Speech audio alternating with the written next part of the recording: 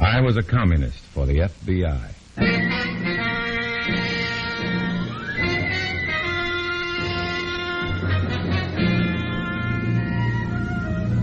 Starring Dana Andrews in an exciting tale of danger and espionage.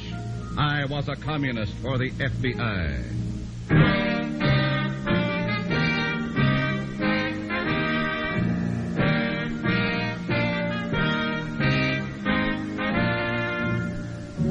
Many of the incidents in the story you are about to hear are based on the actual records and authentic experiences of Matt Cvetic, who for 9 fantastic years lived as a communist for the FBI.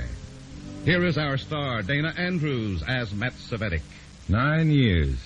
9 nervous years. Always looking over my shoulder. Because if I didn't, my head might roll when I didn't want it to. Years of isolation and tension. Being alone in crowds of comrades. A long, hectic dream. But now that it's over, the dream is more real than ever. For all of us now.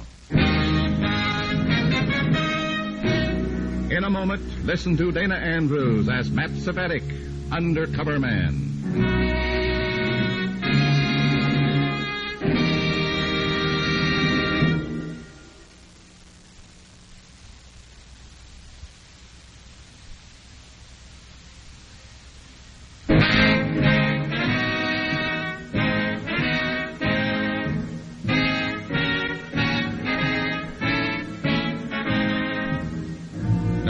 Here is Dana Andrews as Matt Cvetic, Undercover Man. This story from the confidential file is marked Card Game in the Clouds.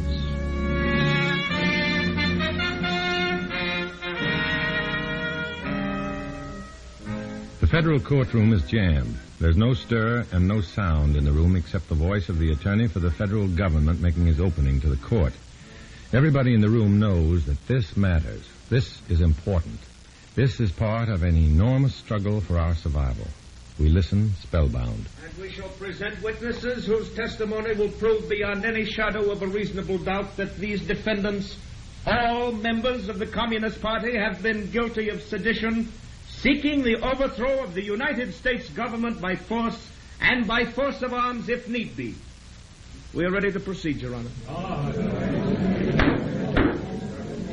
Are you ready to leave, Mr. Cvetic? Well, who are you? Come with me. Give me one good reason, and maybe I will. Revchenko wants you. Oh, Revchenko? Not so loud. Headquarters? Certainly not. I'm to telephone Revchenko that I found you. He'll pick us up at a spot that I'll designate. You must be quite a gal with the party. I am. We'd better go. Revchenko is an impatient man.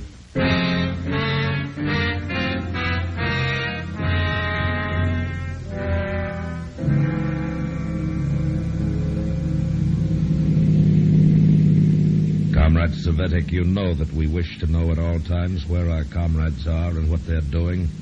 You seem to know where I was, Comrade Revchenko. Only because you were seen in the courtroom by a comrade. I've been looking all morning for you. Oh, so the lady tells me. The lady is Comrade Laura Black. Comrade? Comrade. Well, I'm ready for orders. When we reach the city limits, this automobile may have been wired by the FBI. We will abandon it to talk. Interesting problem, Comrade? When we leave the car, Comrade.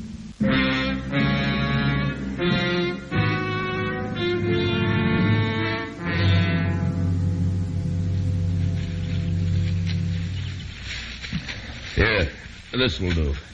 I'm about tired of walking in fields. Well, Comrade? Comrade Laura, I'm out of breath. Begin for me, if you will, and be direct.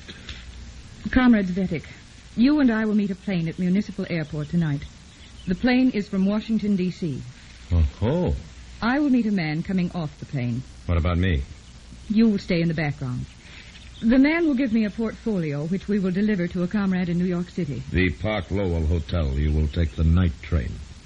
Does it take two? If one of you is detained, shall we say, the other must get through with the briefcase at all costs. Should I know the contents of the briefcase? No.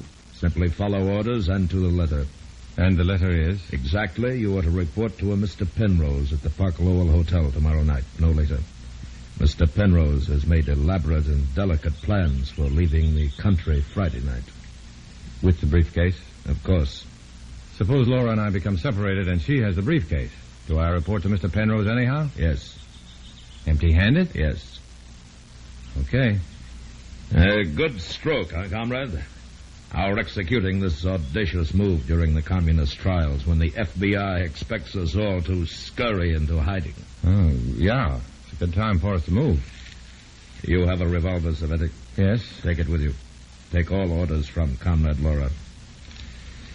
Is that all? See to it that one of you succeeds in getting the information in that briefcase to New York. That is all.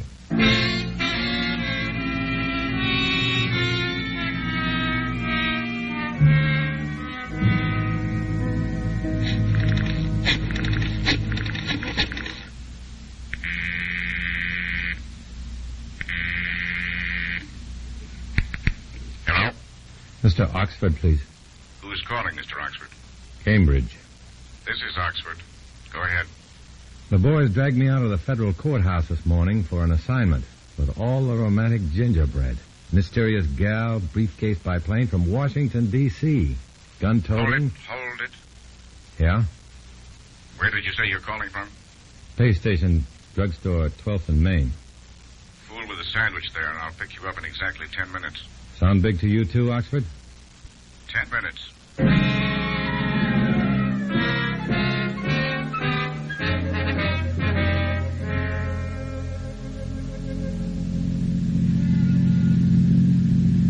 The FBI has been waiting for this chance for a long time, Matt.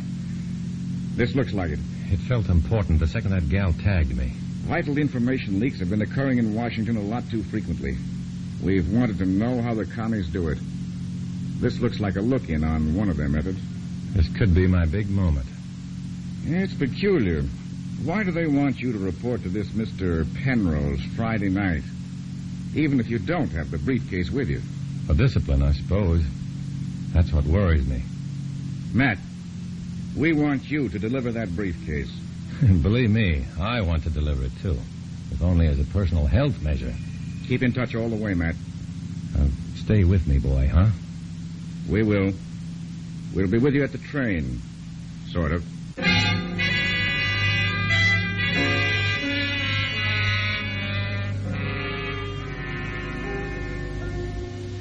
I pick up Laura at 6. We drive to the airport and wait for Flight 695 from Washington, D.C., to taxi to Gate 5.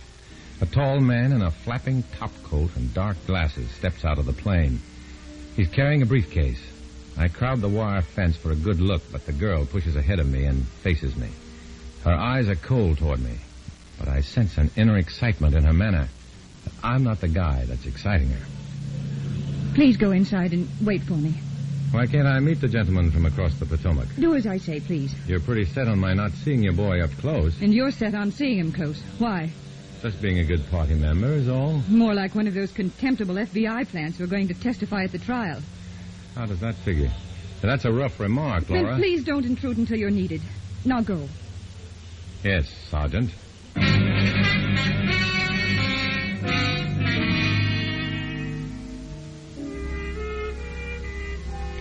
I go inside and wait, doing a slow burn, and starting to worry a little. 5 minutes later, another plane is announced departing for Washington, and Laura comes into the waiting room with the briefcase. She also has a smudge of lipstick on her cheek. Thank you for waiting. Where's the watch on the Potomac? He's on the way back to Washington. I'd be glad to carry your school books for you. Thank you, but I'll carry the briefcase. Wait here. Again? I'll pick up our plane reservations. I thought you said we were taking the train. We were. Now we're not. That can be confusing. I mean it to be confusing. Well, you made it, sister. No objections? I don't like to be treated like the bourgeois rich relative while I'm an accredited and trusted member of the party. Unless maybe you don't trust me. I don't know, do you? Do you trust me? Let's say I trust Comrade Laura Black. But plain Laura Black, who isn't plain at all and with a smudge of lipstick on her cheek, may be something else again. Warren and I happen to be in love. Oh, Warren, is it? And you'll forget it, do you hear? The tender passion and the party. Is it quite all right with you? The question is it all right with the party? The answer is, that if we weren't in love, he wouldn't be doing this for me and the party. Flight 802 for Buffalo is now loading at Gate 7. Well, I'd better hurry and pick up our reservations. No hurry. That's 802 for Buffalo. Yes, that's for us. We're going to New York. By way of Buffalo. Why? You'll see. Passengers for Flight 802 for Buffalo, please board your plane at You Gate wait here. 7. I'll get the tickets.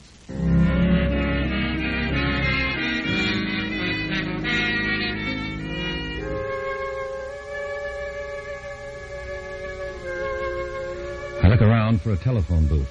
I've got to let the FBI know that I'm flying to Buffalo tonight instead of training out to New York. All the phone booths are filled and people are waiting except at one where a soldier is talking and smiling in pantomime behind the glass door. Come on, soldier. I'm next. Ring off. Hang up.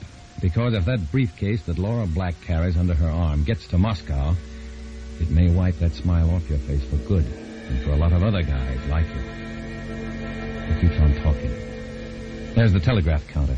I go to the counter and scrawl a message and hand it to the clerk, just as Laura Black's hand reaches past me and takes the yellow blank out of my hand. May I, Matt? You may not. Oh, private? And personal, and you're getting pretty personal with my privacy. There's no such things in our lives, is there? Go ahead, read it. Mrs. Cvetic. My mother. Who is Mr. Oxford? A prospect of mine. What kind of prospect? Insurance. I sell insurance as a front as well as a livelihood. I've got to live while I'm serving the party. You tell your mother to phone this Mr. Oxford at Crest 2211 and tell him you're flying to Buffalo tonight. Right. Why? Mother expected Mr. Oxford and me for dinner tonight before I took the train. I want him to know my plans have changed and we can't dine together tonight. Crest 2211. That's right. Why not telephone him? The booths are full. No, they aren't. They were a minute ago. Better still, let me telephone him. What for? Well, you'll think I'm your secretary. It does make an impression. Oh, no, not with smaller investors. They feel somehow it runs up the cost to them. I'll know how to talk to Mr. Oxford. You wait here. No, Laura, no. Wait there. Oh, no. I'll wait if it kills me. And if Laura makes that call and they tell her there's no such person there, I'll wait. I've got to. I've got nothing to lose but everything.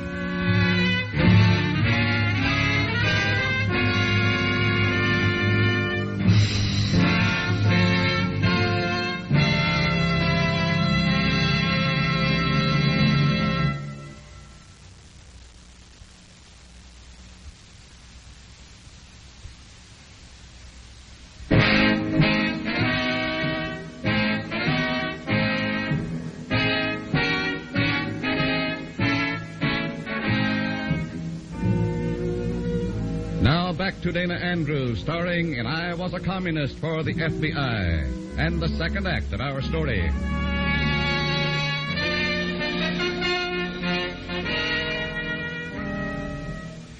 Laura Black goes to the telephone booth and stops there, fumbling for a coin. I shove the telegraph blank at the clerk again and hand her $2 and start after Laura. If she phones Crest 2211, the unlisted FBI number, there won't be a Mr. Oxford there, not for her. If Laura Black calls and doesn't get Oxford, she'll be more suspicious than ever. I'll be in trouble then. I reach her side just as she finds a coin in her purse. I thought I told you to wait for me. Well, I saw you needed some change. I have it now, thank you. Excuse me. Well, Laura, This is the last call for Wait. passengers for Flight 802 to Buffalo, now ready to depart. Oh, dear. Oh, never mind. It's all right. Oxford will understand. Well, we'd better hurry. We mustn't miss connections with our man in Buffalo. Come on.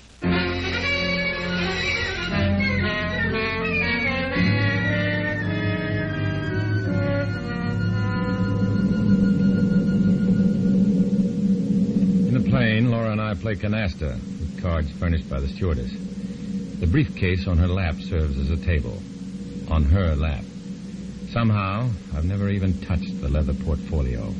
So far, I'm excess baggage on this assignment, and I don't like it. We play indifferently at first, idly.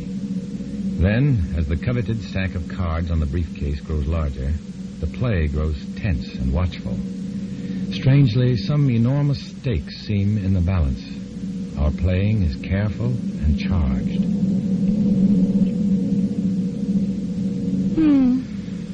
Stuck? All out of wild cards? Well, I may have a throwaway or two left.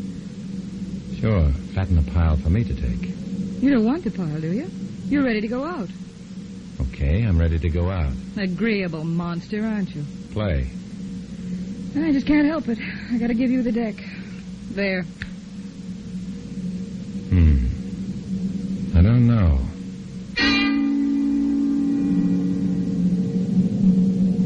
All at once, the innocent card game in the clouds is a clue to another, more sinister game that lovely Laura Black is playing. She's trying to keep me in the deal until she can raise her score just enough to win. It's like putting me on an important job for the commies so that the FBI won't want to call me off that job, even to testify at the trial. If that's the game, then they know I'm an FBI spy. Or do they? For a long time, I stare at my cards unseeingly. A long time. What's the matter, Matt? What? Make up your mind. We're coming into Buffalo. All right. I'm not going to bite. You refuse all those juicy points? Yes, I'm going out.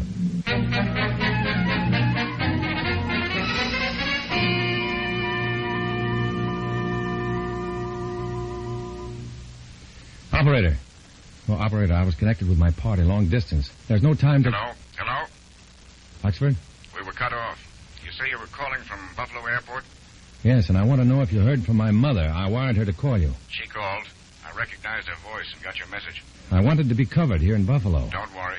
Where's the girl? Getting plane reservations for New York now. Go ahead, then. Look, does this make sense, or am I getting in an uproar? I just got a brainwave that the Reds know I'm FBI and are letting me string along here so they won't call me to testify. Or am I screwy? No, you're not. It makes sense, Matt. What do I do? Play the game out to the finish, that's all. Stay with me, fellas. Stay with me, huh? On that you can depend. I've got to ring off. Here comes the gal. So long. So long.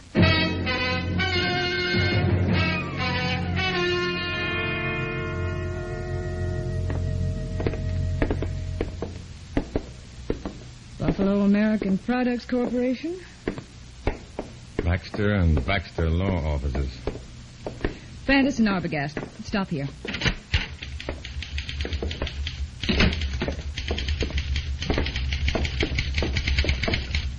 May I help you? Yes. Will you tell Mr. Arbogast that Miss Black is here? Oh, yes, Miss Black. He's expecting you. Go right in. Thank you. Will you wait out here, Matt? What else have I got to do? Give me your revolver, please. What? Your revolver. Why? Because I asked for it. Don't you trust me with a gun? Perhaps I don't trust Mr. Arbogast without a gun. I have definite orders from Revchenko to go armed. You have definite orders from him to take orders from me. Your gun, please. All right. Don't shoot yourself in the foot. Thank you. Wait here.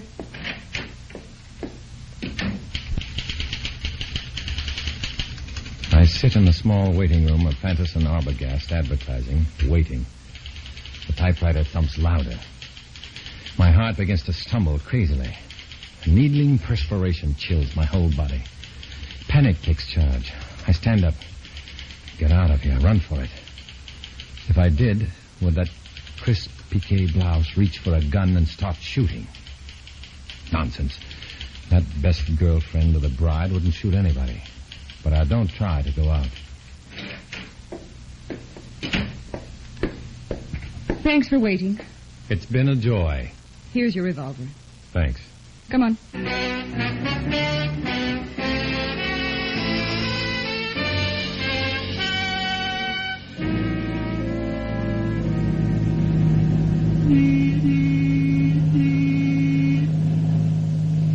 I thought you were making plane reservations to New York. How come the bus?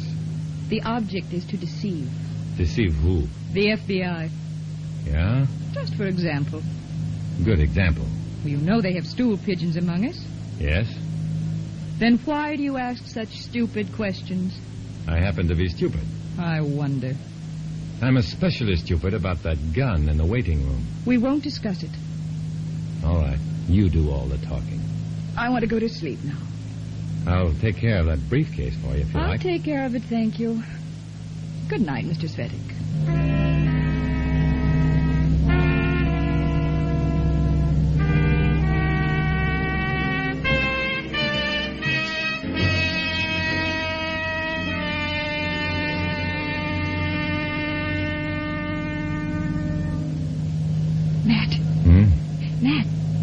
It's gone. Huh? The briefcase is gone. What? When? I don't know. I thought you might be able to tell me. Well, I was fast asleep. What kind of a lopsided remark do you call that anyhow? Never mind. Never mind. You sit there and imply that Well, I we may... both can't sit here and argue about it. What are we supposed to do about it? Well, I'll have to go back and report to Revchenko, and then call Washington. See if you can get a new set of data? Yes. You go on to New York. Without the briefcase? We haven't got it, have we? What happens to me, arriving empty-handed? It'll be worse if you disobey orders. Hold the door, driver. I'm getting off here.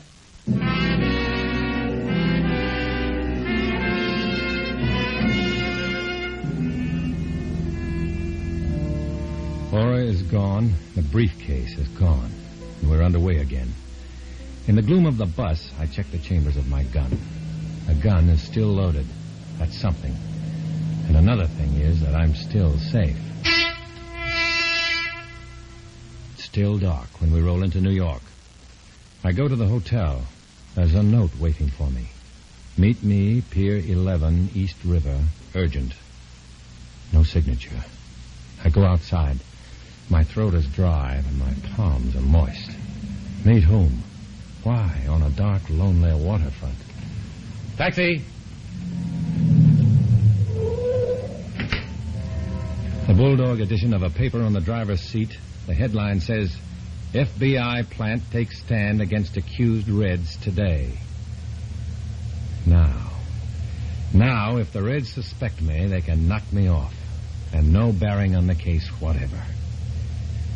Here goes.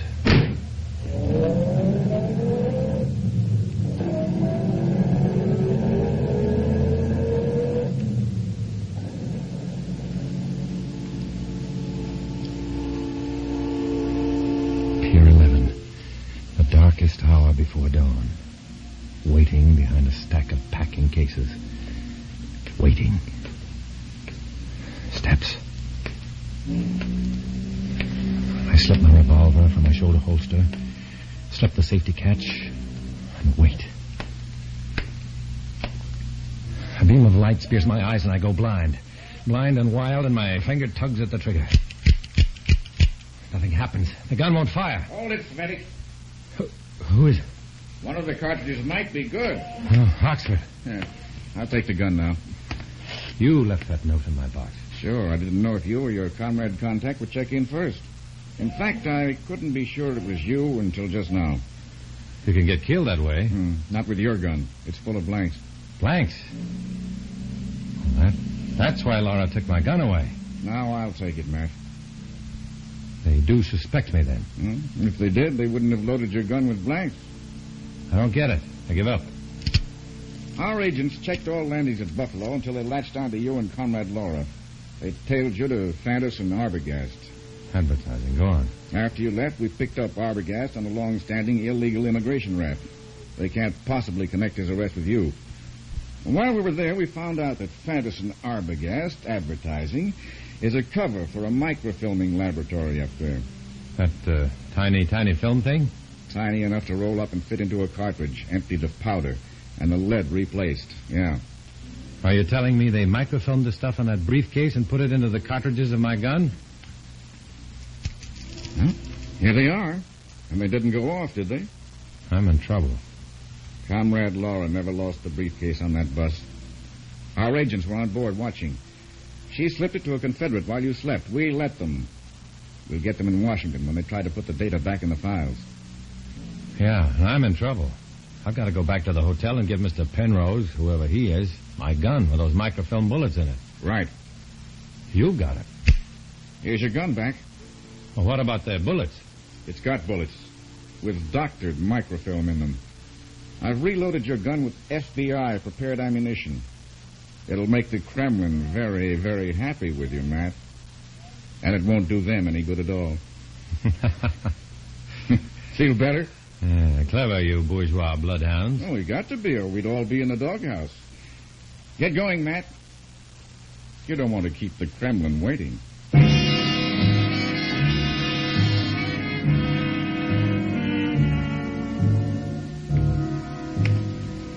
I leave Pier 11 feeling great, exhilarated. The card game in the clouds has come down to earth with plenty of inside stuff for high stakes. And I've won. And then, I think, no, the game isn't over yet. I've just won the deal. The long gamble is still ahead of me. And when the final chips are down, I'll be on my own. I'm a communist for the FBI. I walk alone.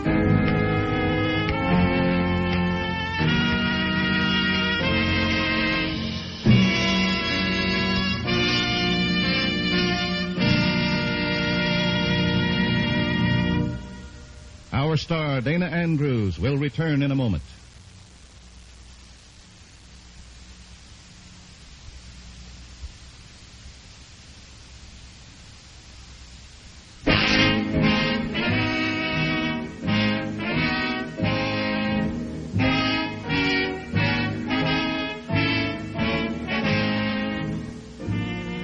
This is Dana Andrews with a word about the story you've just heard. In this story, as in all others, names, dates, and places are fictitious to protect innocent persons. Many of these stories are based on incidents in the life of Matt Cvetic, who worked undercover for the FBI. Next week, another fantastic adventure. Join us, won't you?